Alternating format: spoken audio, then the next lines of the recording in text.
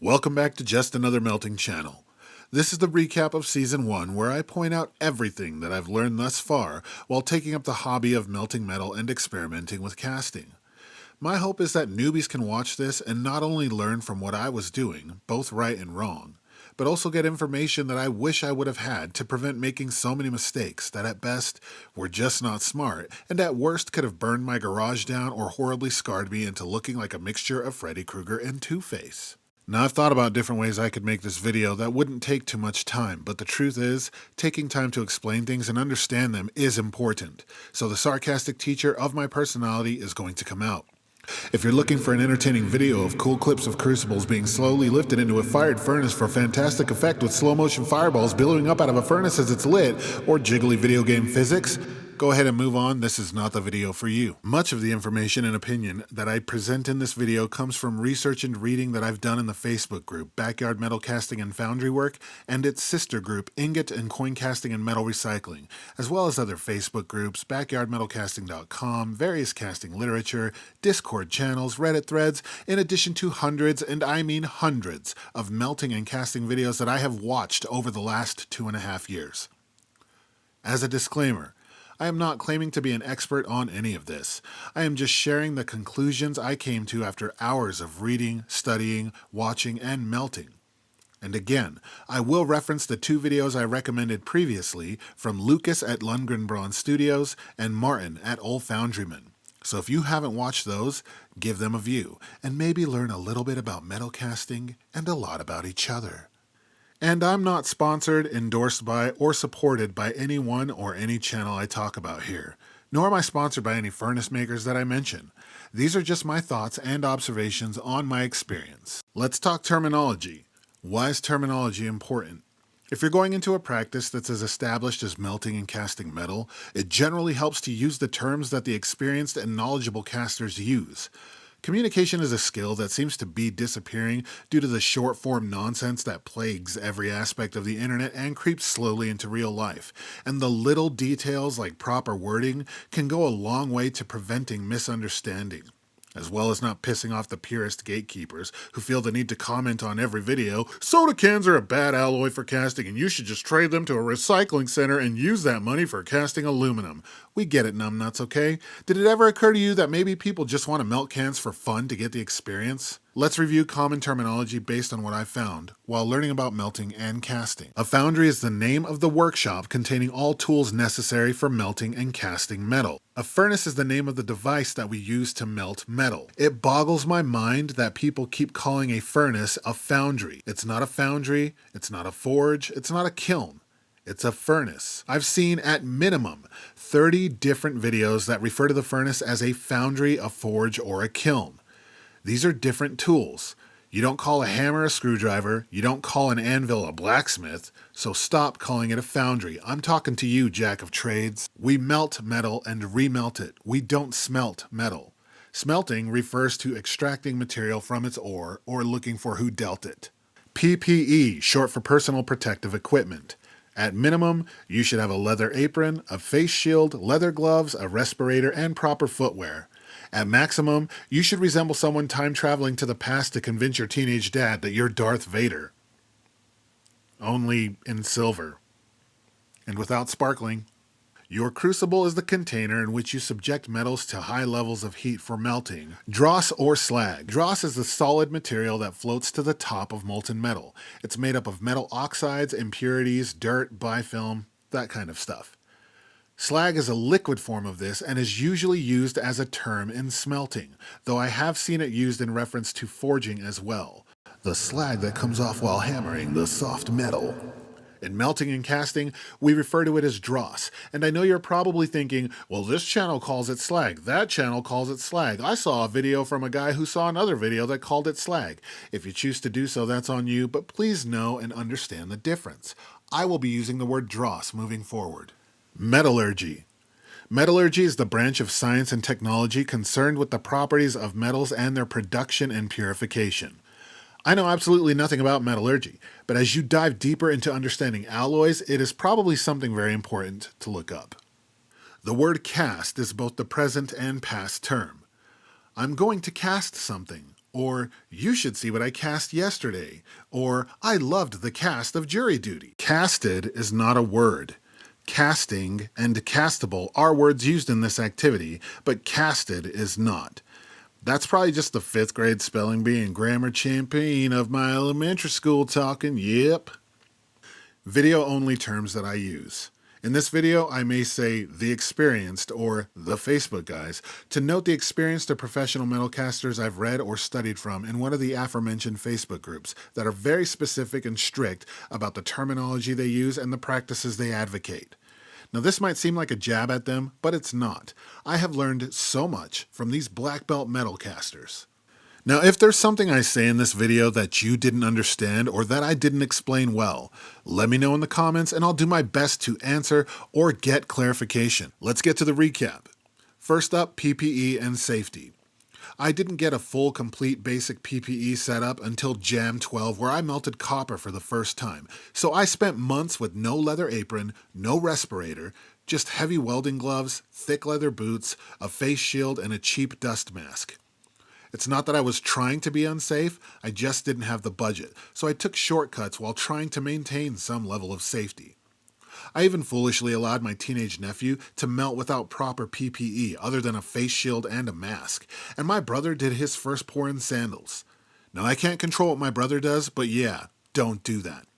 I'm also melting cans that still have moisture in them and watching the steam come out before dunking them into the molten pool, leaning over the furnace while doing so because I was just so enamored with watching the process I'd seen on so many videos, and I'm almost breathing in the noxious fumes and I'm risking a steam pot. With the charcoal setup, I don't know that I was getting the metal or crucible hot enough to cause a steam pot from the cans, and I haven't had it yet happen with propane and an overheated furnace, but I will never melt cans with liquid or moisture in them just to be safe.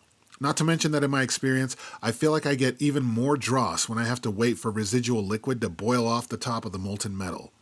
Safety is so important and very understated on a lot of hobbyist melting channels, and sometimes people do things that aren't safe for a cool, visually dynamic shot. In J.A.M 5 and J.A.M 10A, I made a very dangerous choice to melt over the wooden planks acting as a floor in my garage. I thought I had a good reason and safety precautions at the time, but to be honest, it was just me being impatient while wanting to melt during rainy weather. I thought that putting the furnace on some cement pavers and having some sand around was good enough to keep me safe from the charcoal sparks or ambient propane heat. And I hadn't even considered what would have happened if I had spilled the molten aluminum.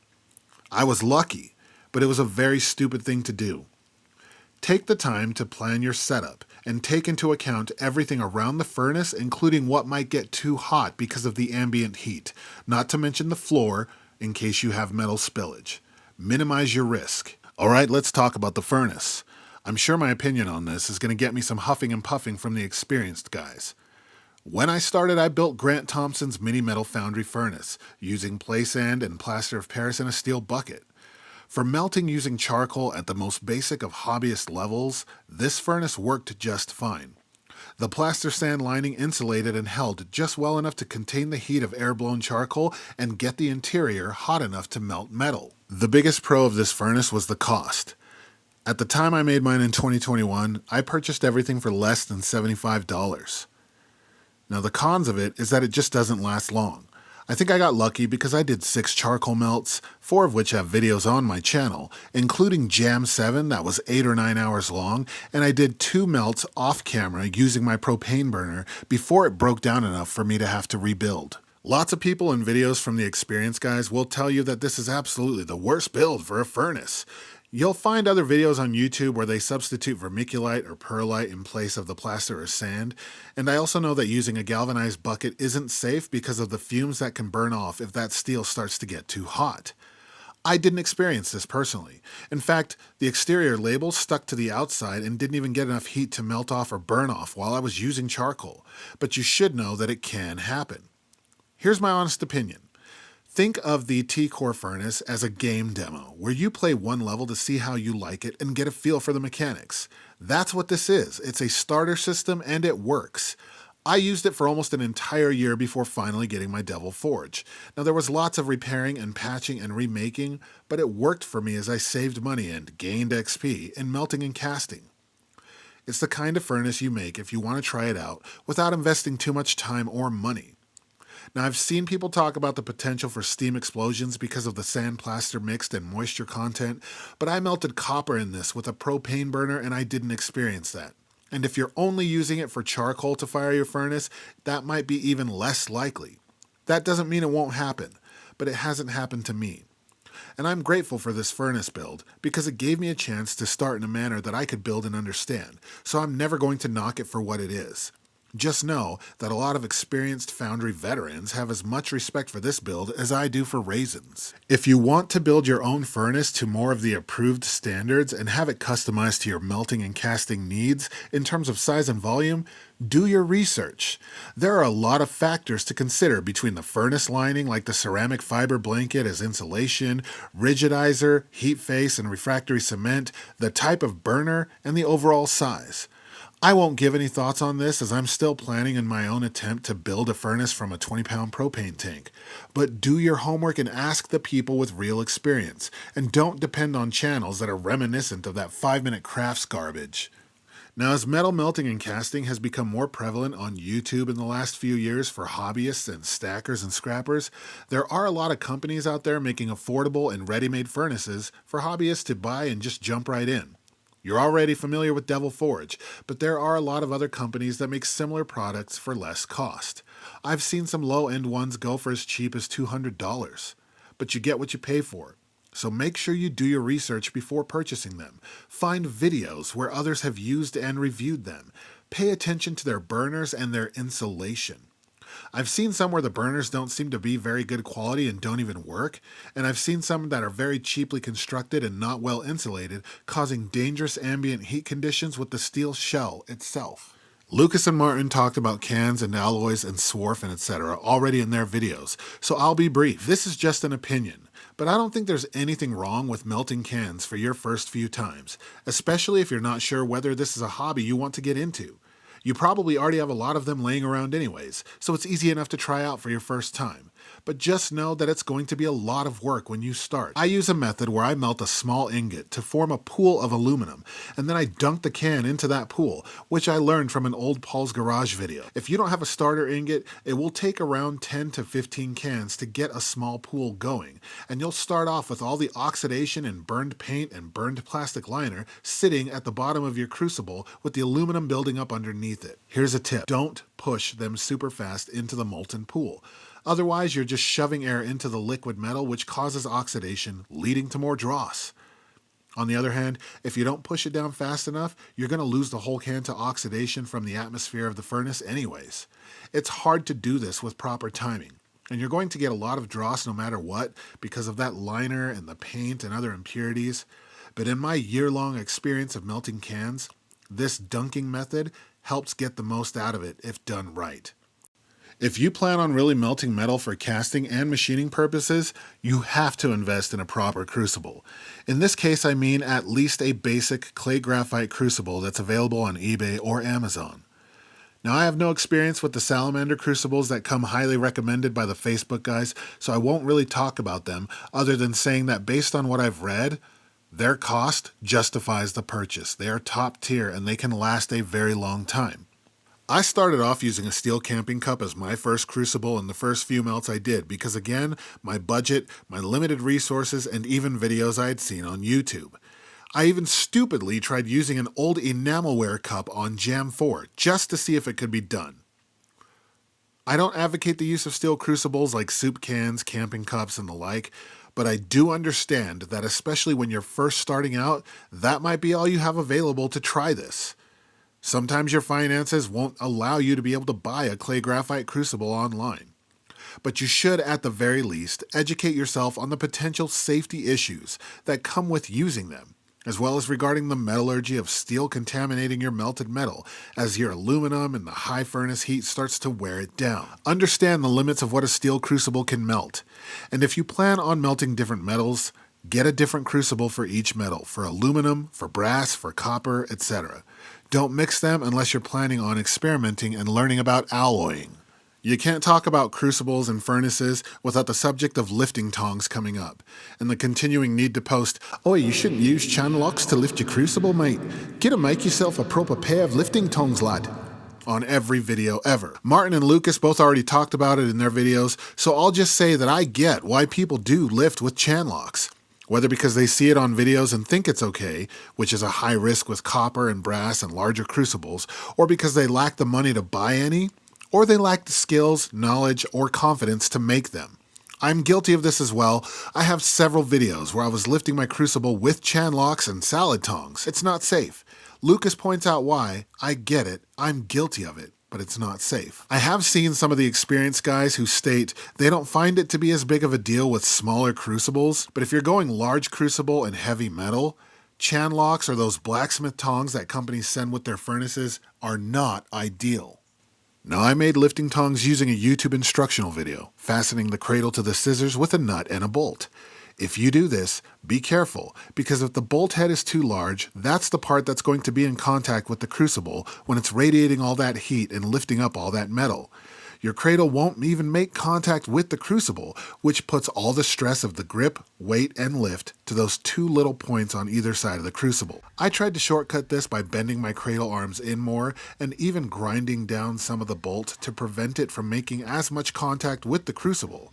But that might compromise the integrity and strength of the bolt when it's put under the high heat. I should also mention the other side of the bolt can catch and tear at the heat face and liner you're using, and if it's refractory cement, it gets jammed in there and you won't be able to open or close your tongs as well. If you can weld, or if you know someone who can, have them weld that cradle on after doing all your measuring and customizing and save yourself this headache. Remember also that one size does not fit all. Be wary of buying tongs or shanks online without knowing the dimension of your crucible and the dimensions of the tool you're using. Different crucible sizes will need different tongs and shanks for the most part, and that's why so many melters choose to custom make theirs. You'll be tempted when you first start to keep your furnace lid off or open it so you can watch the metal melt. I did this way too often. It's exciting because you're seeing it happening right there live and in person instead of on a video, but you should be aware you're losing heat and you're wasting fuel. Now, if you're melting with charcoal as your heat source, it's not the biggest deal in terms of fuel waste because charcoal is fairly inexpensive, at least it is right now, but it does take longer to get the heat back up. If you're using propane, do this sparingly if you really want to watch the metal melting or make a cool video for your social media.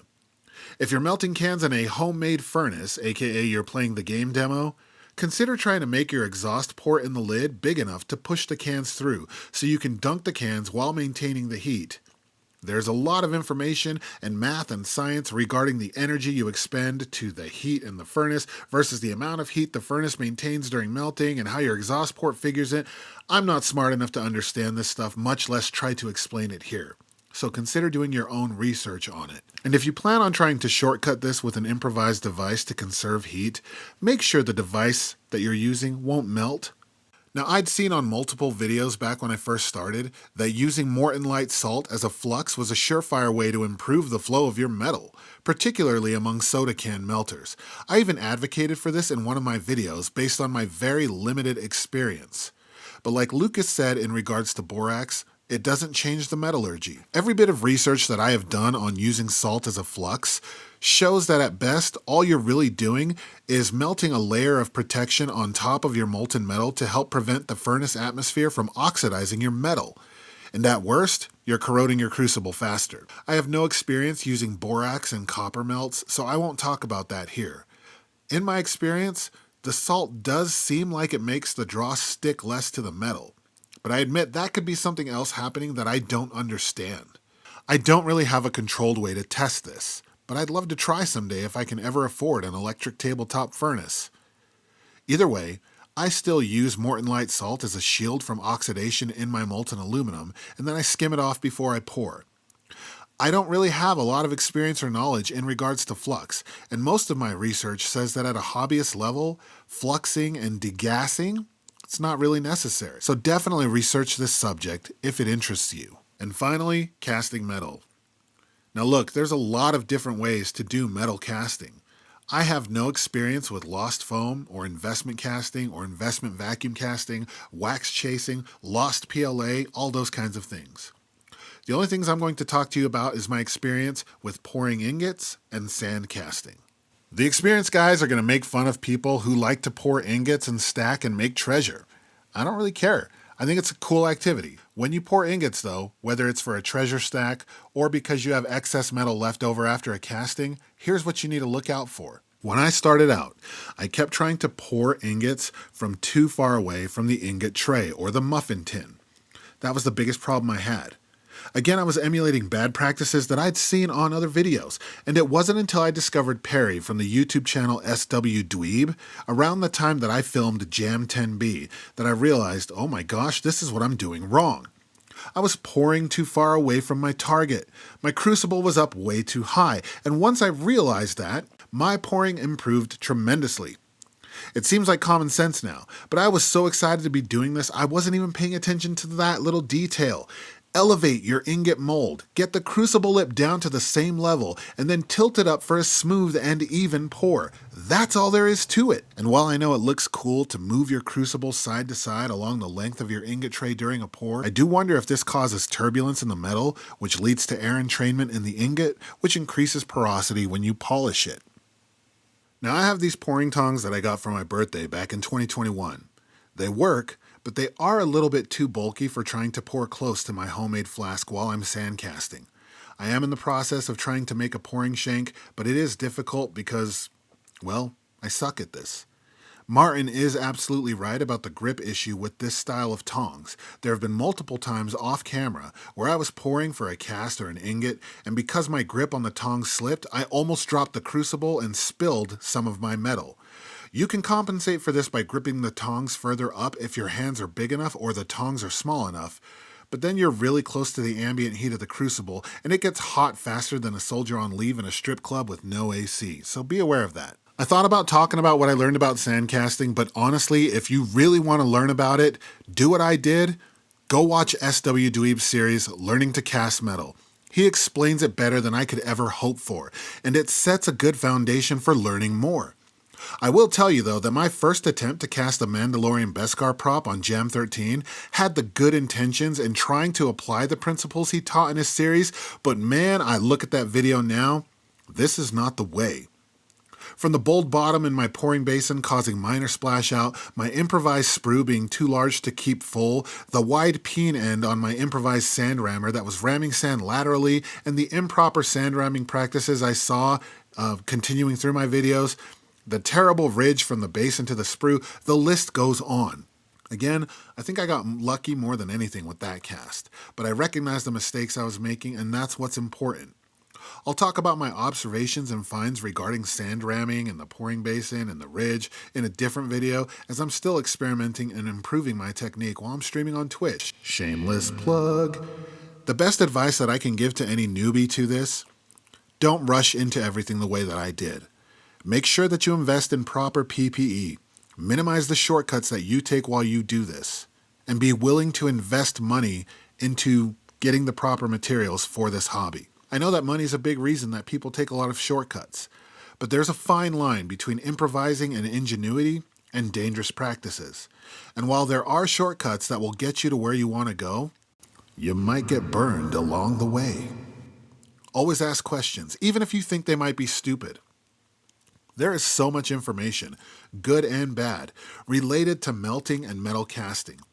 But trust the experienced guys to give you the important information. Focus on what they're saying, not how they're saying it, because some of them are a bunch of cranky.